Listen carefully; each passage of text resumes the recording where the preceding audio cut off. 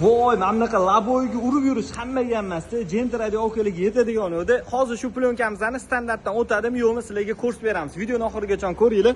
Laboyga e'tibor berayotgan bo'lsanglar, ichkarida odam o'tiribdi, umuman ko'rinmayotgani yo'q. Bu yoniga ham e'tibor berasizlar. Odam o'tirganligini mana isbotlab beraman. Xo'p. Tonirovkamizda urilgan sonsiz zashnik hisoblanadi. Qora laboyga sonsiz zashnik plyonka urganmiz va go'standартdan o'tishini ham hozir gaylani tonik apparatida tekshirib beramiz.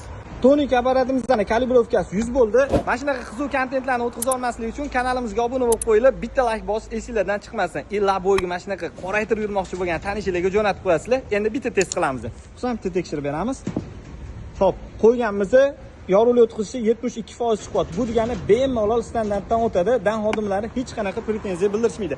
Agar sizlarga mana shunaqa qora attenkali sonsiz zashnik va boshqacha sonsiz zashnik plyonkali kerak bo'ladigan bo'lsa, undan tashqari salon laminatsiya, tonirovka, kuzov broni plyonkali xizmatlari kerak bo'lsa, bemalol murojaat qilaverasizlar.